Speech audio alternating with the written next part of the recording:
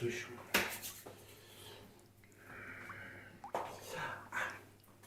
Не в приоритете. Если про баланс спросят, если про баланс. Все пушки играбельные, метрики об этом говорят. И знаете, если посмотреть по метрикам, сейчас у нас в приоритете другие вещи. Про зубы что-нибудь. Газпром. Я не даю никаких обещаний. Я говорю только о том, что планируется. Мы пока не знаем. Балансеры в балансе. Мы не можем говорить дату, но мы работаем над этим. Синдром утенка. Вы знаете, что такое статистика? Не в приоритете, не планируется.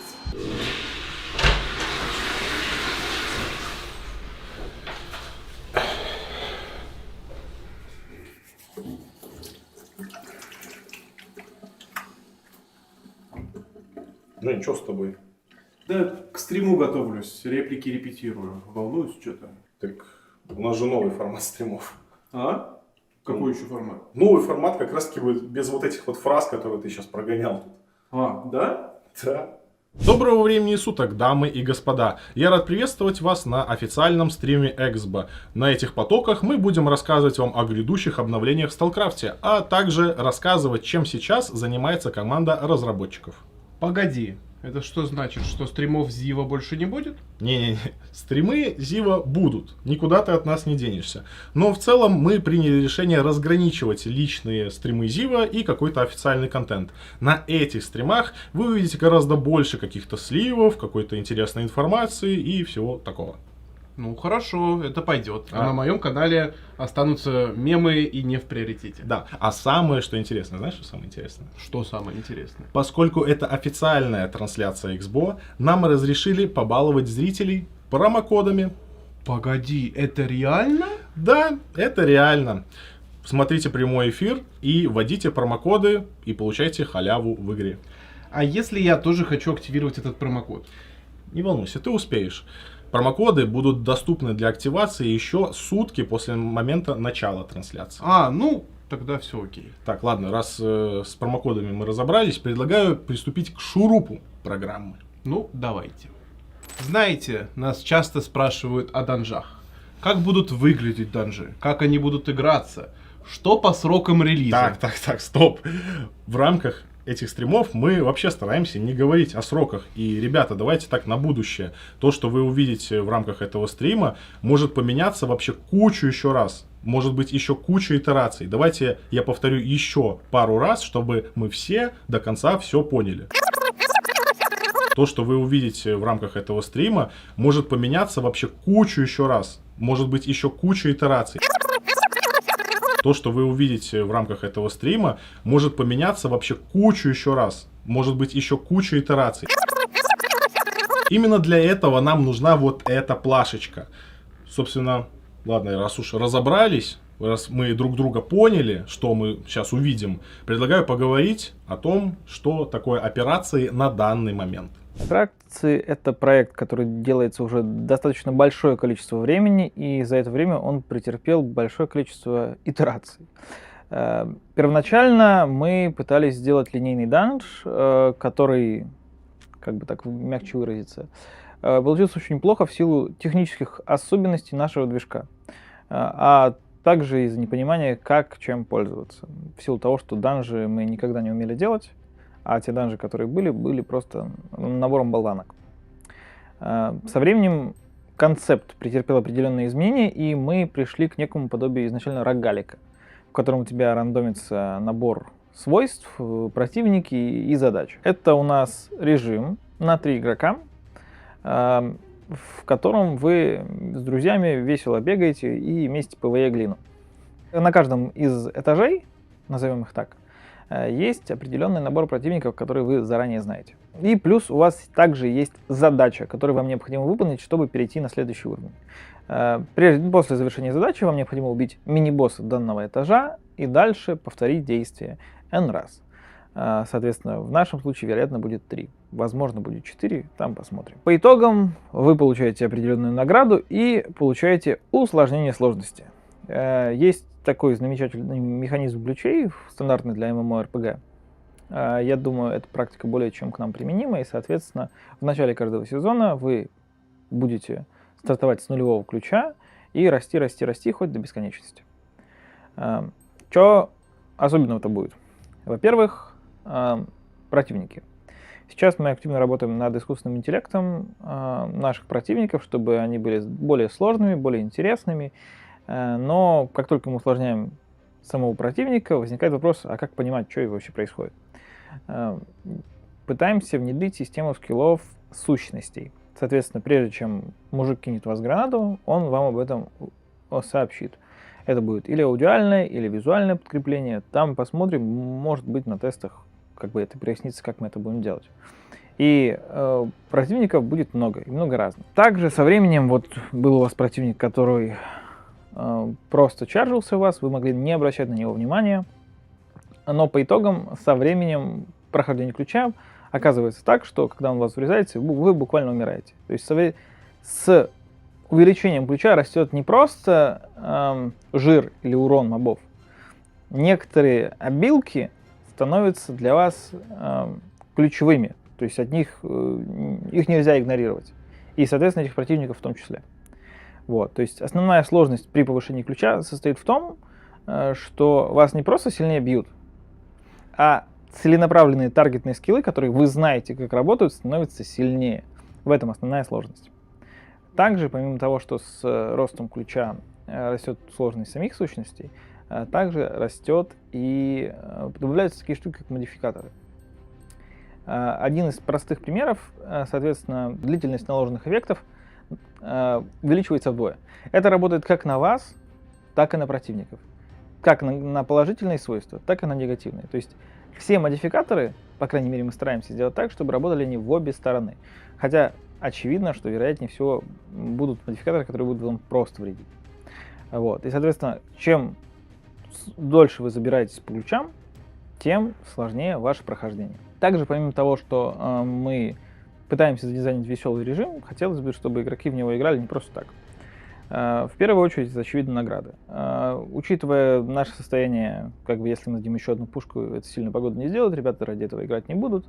Поэтому мы вводим такую штуку, как модули. Что такое модули? Те люди, которые давно играют, могут вспомнить старую заточку, в которой там прибавляла тебе n%, убирала n% откуда-то. И, соответственно, ты мог бесконечно вот таким вот образом улучшать свое оружие, подбирая себе наиболее оптимальное улучшение.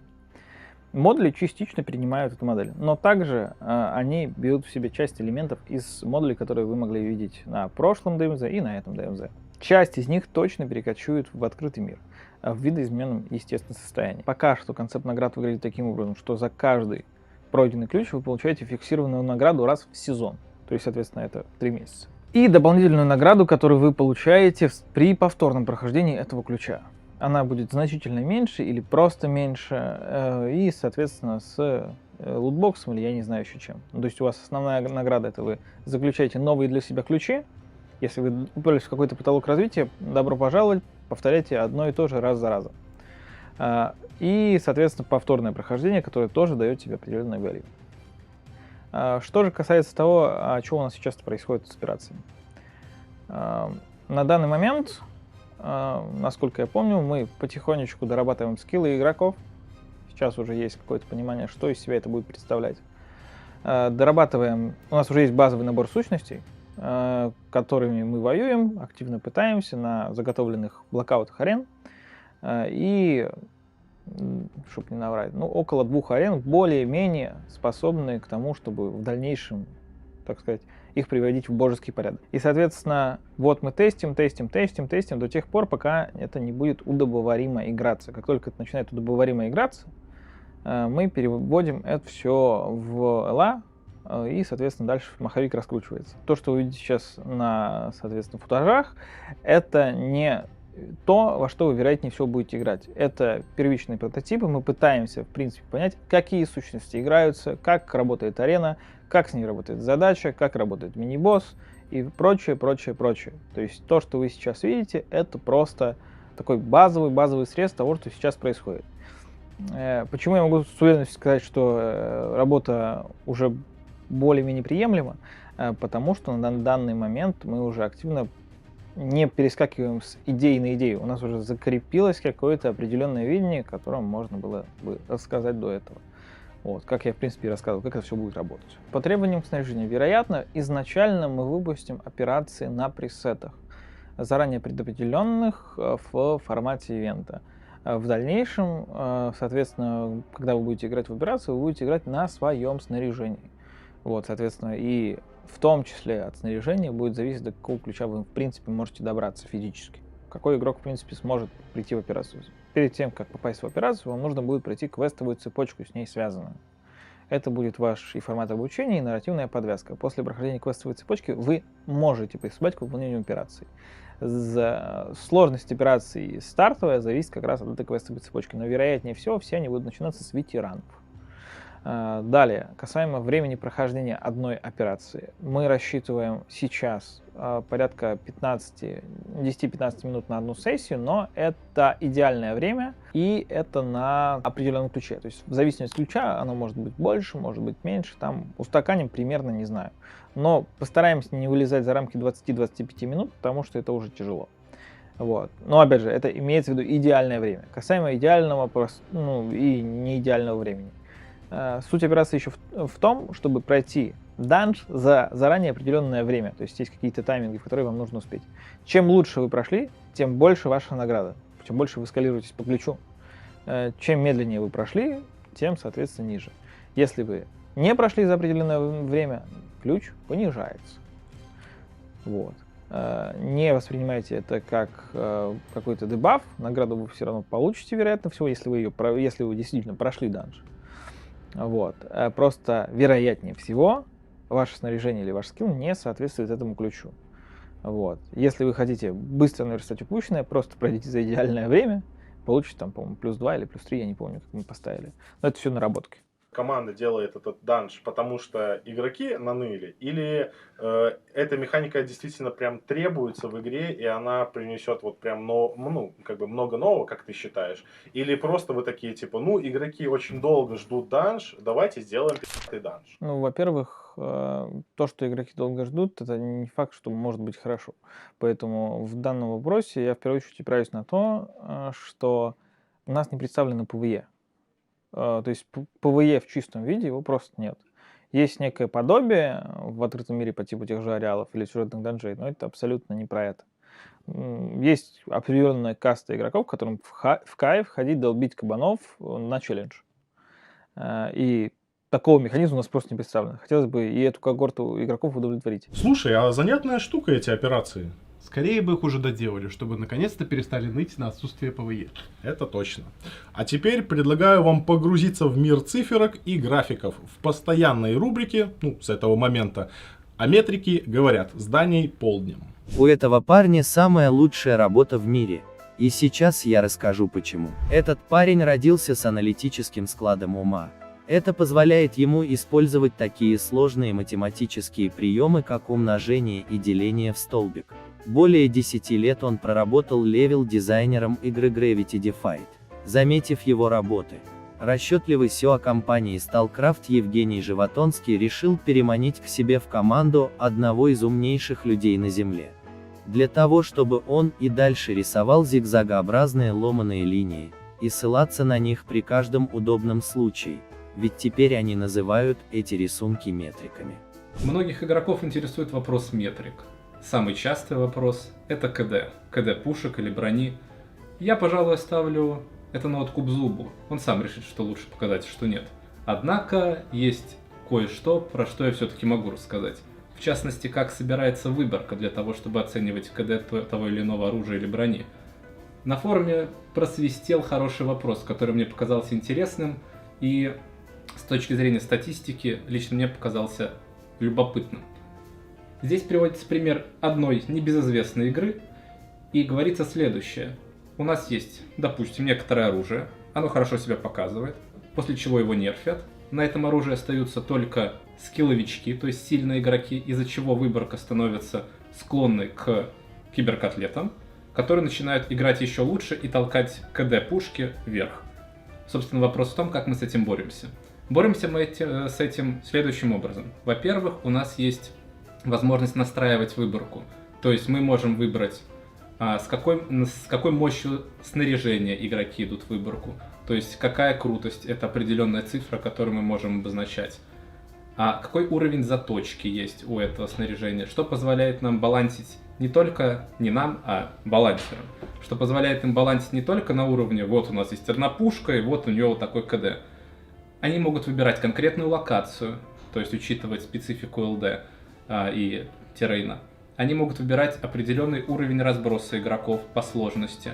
Они могут выбирать конкретных игроков, на которых они хотят отбаланситься. Это позволяет нам делать выводы не только основываясь на каком-то большинстве, которое перформит обычно либо очень плохо, в случае, если пушка слабая, либо перформит очень хорошо, если пушка метовая. Мы можем выбирать сабгруппы, которые позволяют делать выводы не только на основе всей выборки, но и на основе конкретных контекстов, то есть киберкотлеты или, например, наоборот, слабые игроки. Во-первых, из интересных аналитических инструментов у нас есть хитмапа, ну или тепловая карта. С помощью нее можно смотреть на карте Сталкрафта, где происходят те или иные события с определенной частотой. Где краснее, там чаще, где синее, там реже. Соответственно, мы так смотрим, например, где спавнятся артефакты, где подбирают, где их не подбирают, где кто-то погибает в ходе вылазки из персонажей.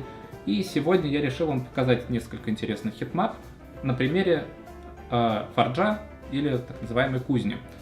В частности, мы будем смотреть на то, где происходят стычки между игроками и где персонажи в конце концов погибают. На данной картинке вы можете увидеть тепловую карту смертей персонажей на карте Кузня.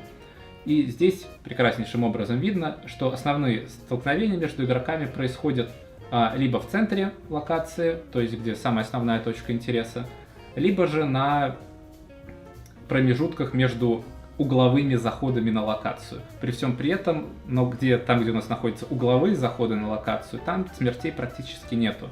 Это связано с тем, что там довольно сложно ПКшить, там нужно иметь определенную защиту от заражений, поэтому основные столкновения у нас происходят там, где у нас происходит точка интереса, то есть заставы и так далее. И, соответственно, там игроки чаще и погибают. Еще одна забавная хитмапа — это все еще карта смертей, но на мидлоке, в частности на притоке, собственно, вот она. И здесь довольно прозаично, очевидно, но все-таки интересно посмотреть. Мы видим, что большинство смертей у нас происходит где-то в районе аванпостов.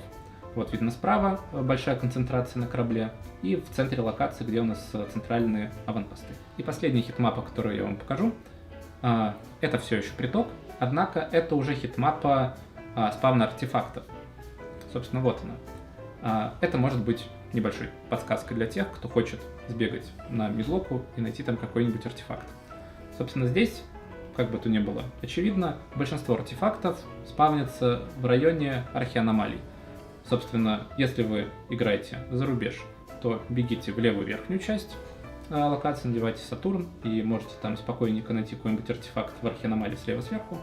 Если же вы играете за Завет, слева снизу тоже есть архианомалия, в которой можно попробовать найти что-нибудь интересное. Когда мы говорим о проблемах южных локаций, мы в первую очередь имеем в виду обочину, свалку и болото. Главное несовершенство этих локаций связано с асимметричным расположением баз фракций относительно вертикальной линии, которой можно было бы разделить карту Сталкрафта на две половины. На примере локации обочина. Она разделена на две части железнодорожной насыпью, где на нижней части преимущественно обитают сталкеры, а на верхней – бандиты. Проблема состоит в том, что большинство ключевых точек интереса, а также проходов к северным локациям расположены именно на верхней половине, где бандиты чувствуют себя гораздо увереннее, они контролируют проход на свалку, так как в целом общую деятельность на своей половине. Из этого вытекают проблемы и на свалке, которая преимущественно заселена бандитами, сталкерам там некомфортно, и они вынуждены обходить эту локацию боковыми путями через локацию Черной Ивы, через лес и так далее. Давайте посмотрим на тепловую карту смертей сталкеров, которые возвращаются с ходок со свалки обратно на обочину. Если посмотреть, то можно заметить, что большинство смертей сконцентрировано или прямо около перехода, или вдоль дороги, ведущей рядом с базой бандитов. А даже если сталкер решит обойти локацию сбоку и пройти около туннеля рядом с локацией Черной Ивы, его там все равно довольно часто встречают бандиты. Сталкерам приходится больно, им приходится долго идти, и это очень и очень неприятно. Если мы посмотрим на смерти бандитов, то увидим, что если они и умирают, то на кратчайшем пути к своей базе. им приходится идти гораздо меньше, и этот путь гораздо более комфортный, чем для сталкеров. И за счет этого получается довольно неприятный опыт именно у сталкеров. Если мы посмотрим метрики фарма событий за вылазку, то видим, что бандиты на обочине фармят чуть больше, чем сталкеры.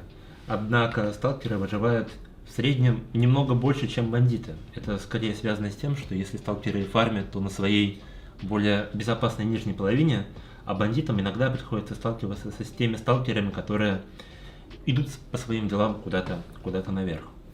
Если мы посмотрим аналогичные картинки на свалке, то увидим, что бандиты фармят незначительно меньше, чем сталкеры, однако выживают гораздо и гораздо больше. Это как раз таки связано с тем, что на свалке бандиты чувствуют себя гораздо более комфортно из-за левел-дизайна, который сместил базу бандитов ближе к свалке, таким образом, что им легче оттуда добраться, чем сталкерам. Из-за этого возникает довольно интересный момент. Если мы возьмем игроков, которые пытаются добежать от базы на обочине до базы на баре, то абсолютное большинство сталкеров, около 70%, проходят боковыми путями через черные ивы, через лес и дальше. И этот путь занимает у них около 9 минут, в то время как бандиты практически всегда идут напрямик через свалку, и этот путь занимает у них около 6 минут. Разница 3 минуты, она огромна, но и в целом путь довольно длинный. Для сравнения, игрокам на Новом Севере приходится тратить около 2-3 минут для того, чтобы добежать от базы фракции до кузни, а здесь целых 9. Все обозначенные проблемы и множество других могут оказывать влияние на отток новичков, безусловно. Мы стараемся с этим бороться. Вот у нас север перестроенный, чудесный, который мы сделали. До него сейчас доходит где-то 5% игроков. До бара доходит, по-моему, порядка 12. Мы, делая любой контент на севере, должны понимать, что в данный момент мы сейчас его делаем для 5% игроков. Мы хотим этот процент увеличивать, чтобы больше игроков начинало щупать наш контент на севере и пополнял ряды эндгеймщиков. Слушай, а я и не знал, что у нас так много новичков отваливается из-за сложностей на южных локациях. Да, это очень старая проблема. Надеюсь, хоть сейчас зрители начнут чуть лучше понимать, почему мы в очередной раз перестраиваем некоторые южные локации. На данный момент у нас огромная проблема с отваливающимися новичками, и мы хотим, чтобы эти новички у нас сохранялись. Поэтому мы перестраиваем всю часть на юге, которая у нас проблемная. А проблема заключается в том, что от болот до обочины бежать очень долго. Мы посчитали, и это получается около 10 минут, если игрок еще и не умрет.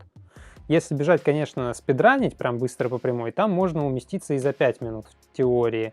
Вот. Но суть в том, что это очень большой тайминг. Мы пытаемся его сократить. В связи с этим мы уже передвинули болото, так, чтобы у нас все подходило по балансу. Мы полностью переделываем... Вот сейчас уже мы полностью переделываем обочину. Мы все любим названия от наших нарративщиков. И наша новая обочина, мне она нравится, потому что там совершенно новый ландшафт, там теперь соблюден баланс сил. От болот до обочины у бандитов и сталкеров равные тайминги, раньше это было совершенно не так. Ну и самое главное, что очень многие жаловались, что у нас... между бандитами и сталкерами на обочине неравный баланс. Мол, бандитам там маленький крючок дать и уже на свалку, а сталкерам насыпь перебежать, пройти через часть бандитов и только потом бежать на свалку. Терпи, ёпта. Твое дело терпеть. Ты родился, чтобы терпеть. Ты терпишь, ты будешь терпеть. Ты генетическое терпило, ты будешь терпеть. Но теперь мы решили эту проблему. Теперь с обочины на свалку попасть нельзя. А вот смотри, Мы закрыли переход. Так совпало, что мы еще очень давно начали проверять, какие архианомалии нам нравятся, какие нет. У нас было около 4 разных подходов к самим архианомалиям, как мы их видим, как мы их хотим строить. И мы выбрали один конкретный подход, начали пробовать его масштабировать на севере, и сейчас мы его уже плюс-минус закрепляем на обочине. И на обочине у нас вот все эти архианомалии сейчас... Одна остается та же, которая была на обочине изначально. Нам она в принципе нравится, мы ее оставим. Но у нас будет еще 2 других новых архианомалий, теперь суммарно на обочине 3 архианомалии. Одна общая и по одной домашней. Вот общую архианомалию прямо сейчас левел-дизайнеры прорабатывают. Мы вот в ближайший понедельник, в принципе, будем заниматься тестированием локации вместе со своей фокус-группой. И тестом, скорее всего, архианомалия будет в каком-то около рабочем виде, в состоянии какого-то серо-белого блокаута.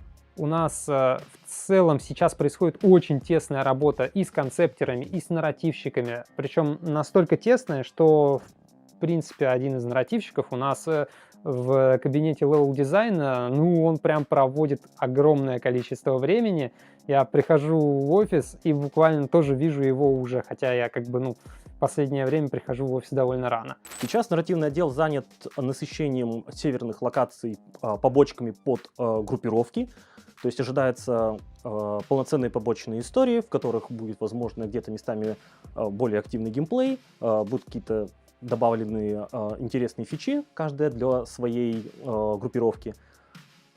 Также сейчас мы готовимся к выходу операций, под них готовится сюжетный квест, уже выпущен тизер, который прогреет тех, кто будет играть, скажем так, познакомит издали с теми локациями, в которых игрокам предстоит находиться и получать контент, на который они рассчитывают.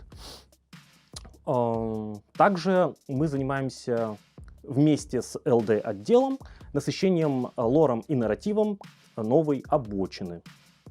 Собственно, там у нас появится, там у нас уже при помощи LD расставлены определенные объекты. Мы прививаем к ним историю, делаем общую лорную экосистему, добавляем контекст и насыщаем небольшими визуальными, красивыми, атмосферными вкраплениями. Человеку, который уже давно играет в StarCraft, который уже давно прошел юг и забыл его как что-то из далекого детства, есть смысл и вернуться, посмотреть на него глазами человека, который... Знаете, как вот вы покинули город, в котором выросли всю жизнь, и где-то там прожили на Мальдивах, на Багамах. А вот вы возвращаетесь в родной город и смотрите, что вот тут поставили памятник, здесь поставили новый дом, новый торговый центр. Город не узнать, но это все тот же родной город. Тот же самый вайб примерно вы получите, когда тем же самым персонажем вы вернетесь обратно на обочину или болото. Кажется, все то же, но уже другое, оно новое, оно обладает новыми деталями, но оно все тоже родное, по-своему. И будет иметь смысл создать ТНК по той причине, что обновляться будут старые квесты, местами будут вводиться новые, когда мы до этого доживем.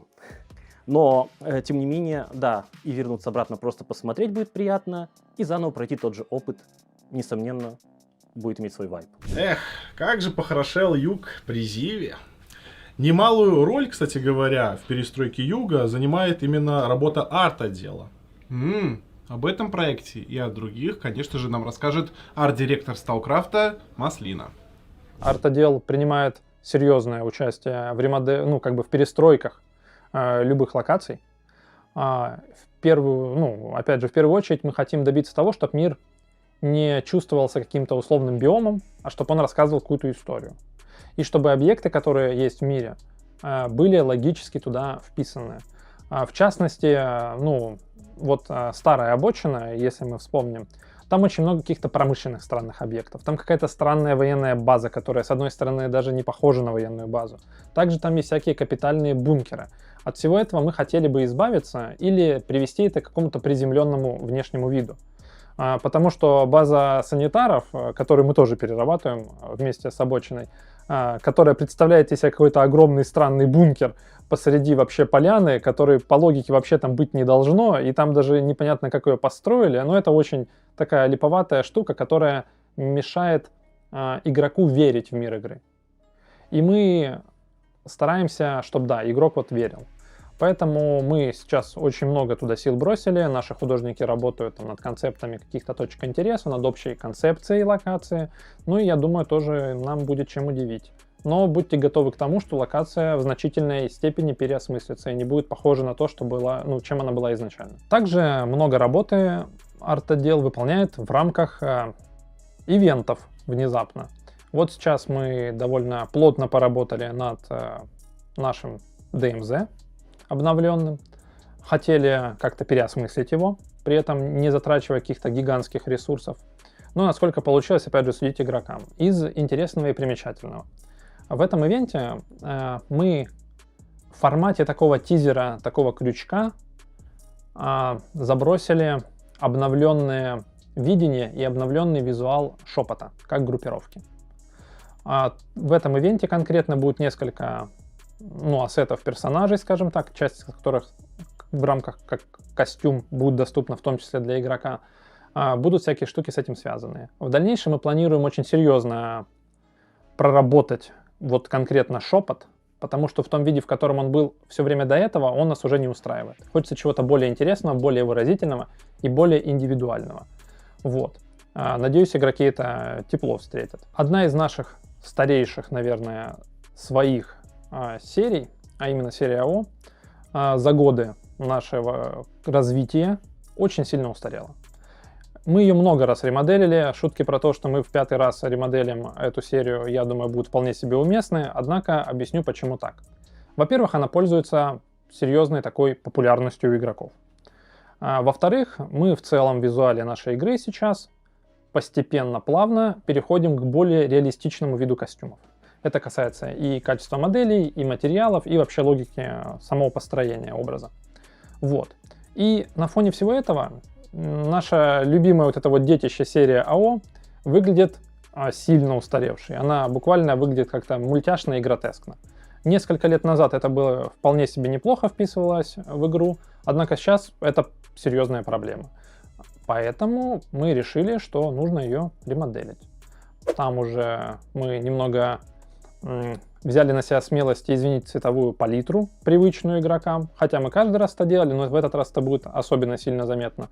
Но так или иначе, в том виде, в котором мы ее сейчас делаем, она будет гораздо лучше вписываться в нашу игру. И я думаю, она еще просуществует у нас в этом виде долго, а может быть и все оставшееся время. Многие игроки жаловались на то, что мы не делаем сейчас практически никаких новых мутантов. Вот. Да, я солидарен с этими игроками. Однако мы все же не забыли про них. Поэтому мы сейчас в фоновом режиме потихонечку ремоделим собак. Как один из самых частых наших гостей, скажем так, в нашем бестиарии, и один из самых частых противников игрока, вот сейчас у нас ведется активная фаза как раз ремодела собак. И практически уже процесс, в общем, перешел за его середину. Так что, я думаю, в ближайшем обозримом будущем, плюс-минус, можно ждать новые модели, измененные и интересные. Но от себя хочу отметить, что делать мутантов собак в играх — это сущий кошмар. Это самый сложный вообще мутант, с которым мы когда-либо работали. Потому что если мы посмотрим на наших там азиатских коллег и вот этот весь биопанк в мутантах, то StarCraft'у это не подходит. Мы все-таки больше за реализм, нам нужно, чтобы игрок верил в происходящее.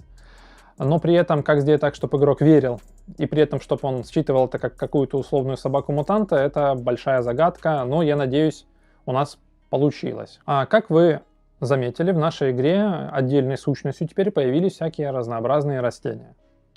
Ну, сразу предвещая множество вопросов, когда мы их разрабатывали в рамках Дня X, у артотдела практически не было времени на то, чтобы их как-то подробно проработать. Поэтому большую часть из них, по сути, мы делали как-то в попыхах, и она делалась как условные временные заглушки. Сейчас арт-отдел довольно плотно также сел за переделку вот этих самых растений, чтобы они имели какую-то свою логику, чтобы они были более приземленными, реалистичными, но при этом гораздо лучше вписывались в наше окружение. Также на стыке арт-отдела и отдела геймдизайна мы думаем над тем и также прорабатываем варианты, чтобы, допустим, некоторые растения лучше там были видны ночью, некоторые растения лучше были видны днем, и вот с этой точки зрения тоже как-то пораскручивать всю эту историю. Вот, но уже есть некоторые наработки, я думаю, мы их сейчас показываем, вот, но работы еще много. Быстро это ждать не стоит. Давайте сразу озвучим, что то, что я сейчас сказал, это не все, над чем работает арт-отдел. Вообще арт-отдел, такой один из, наверное, крупнейших отделов в Expo, у нас порядка 60 человек, наверное, уже больше. Вот. И огромная львиная доля работы приходится на ребят, о которых мы обычно не говорим.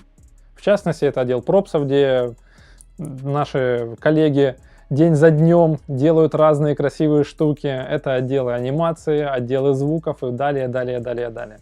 Они все тоже большие молодцы, и просто хотелось бы о них сказать, потому что не думайте, что то, что я озвучил до этого, это вся работа арт-отдела, абсолютно нет.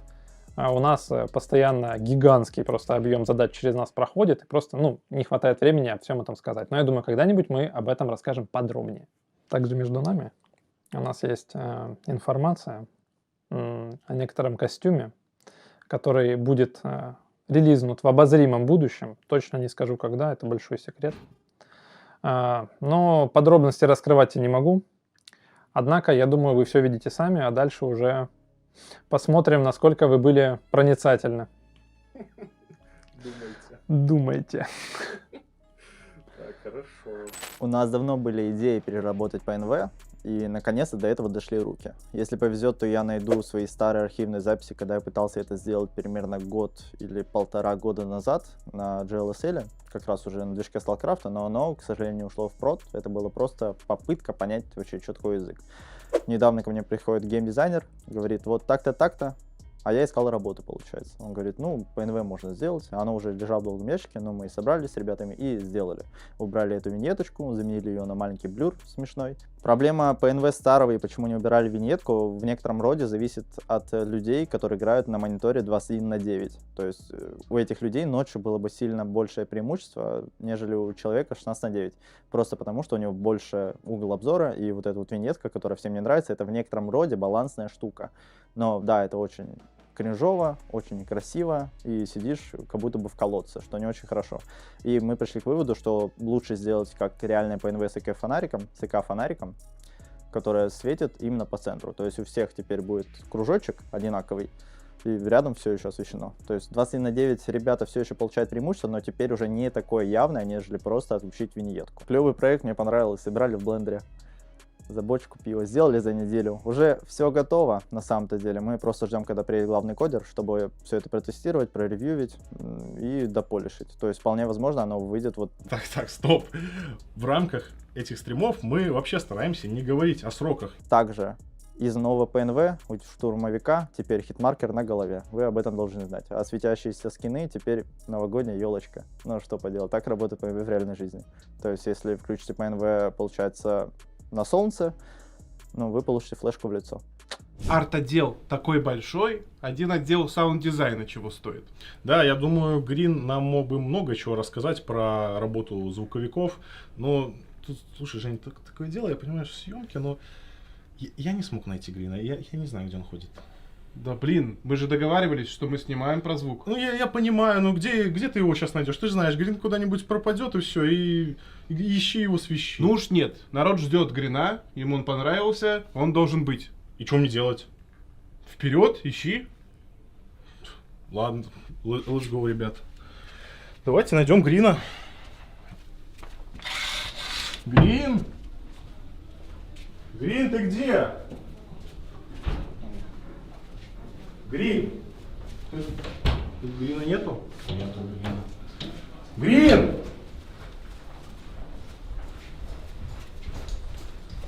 Серег, ты Грина не видел? Ты не видел Грина, нет? Ясно. Этот потерянный. Пойдемте дальше.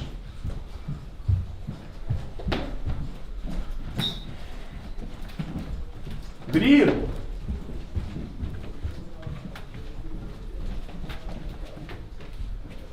Грин, ты где? Грин! Вот, Грин, расскажи, какие звуки у нас на StarCraft будут новые? Чё? Хотите знать, что я слушаю? Новые звуки движения персонажа?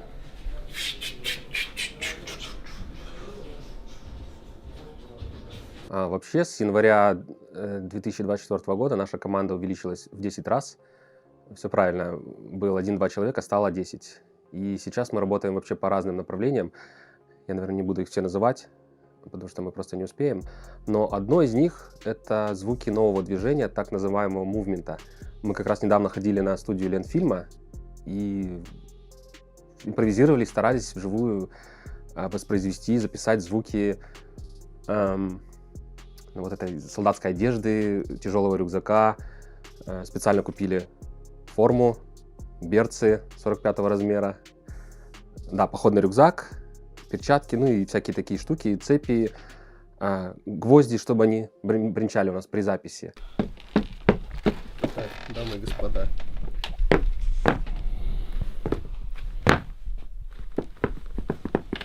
Я очень смешно себя ощущаю. Еще чувствую, точнее.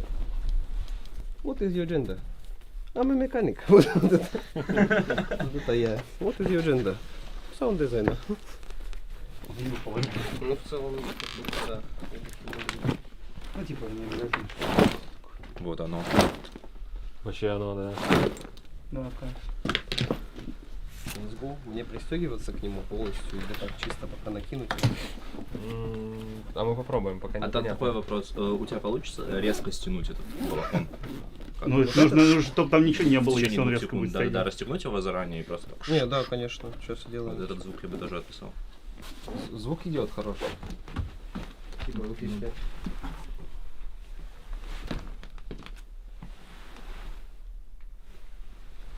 Порезче надо. Порезче? Движений больше или скорости вот у вас? Попробуй в момент, когда садишься, растянуто. локтями вот так вот по телу себе чуть-чуть. Еще быстрее.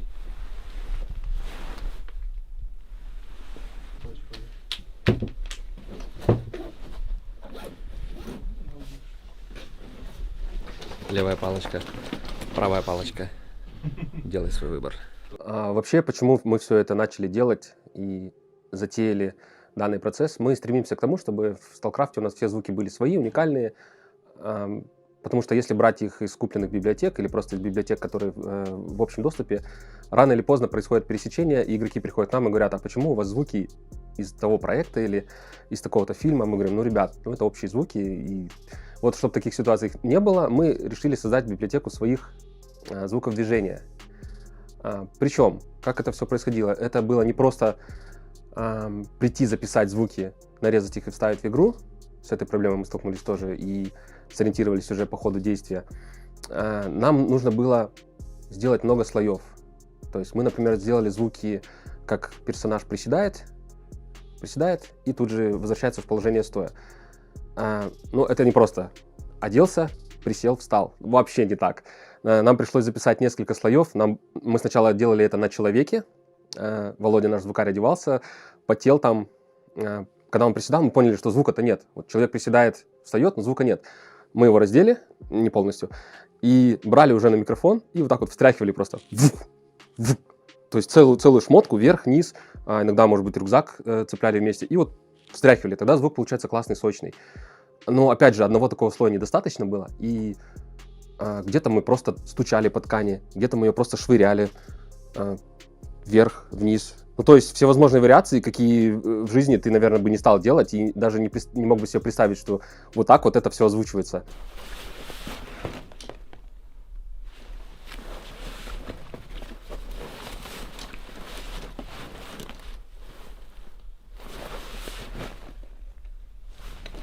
Было.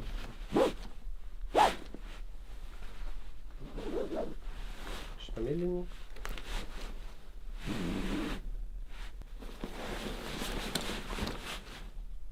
Я думаю, там были пару прямо очень хороших.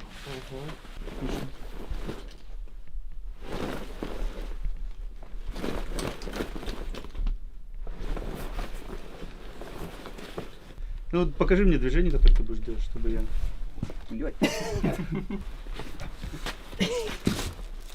Что-нибудь типа... Смотри, не усни, это удобно сильно кажется. Хорошо, а ты просто вот в такого положения сейчас перекинься вперед, чтобы у тебя рюкзак на спине оказался.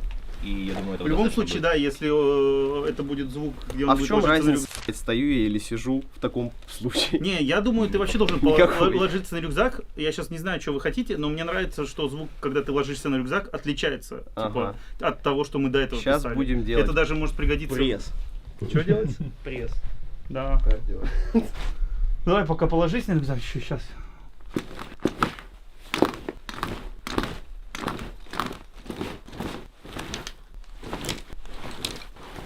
Мне паузу делать, когда я падаю? Может, небольшую совсем.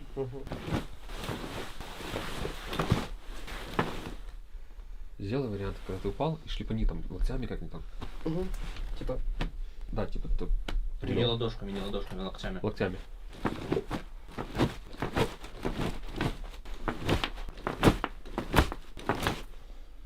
Ну, мне кажется, это офигенное падение. Или Да, типа того. да, хорошо. Прям то, что нужно.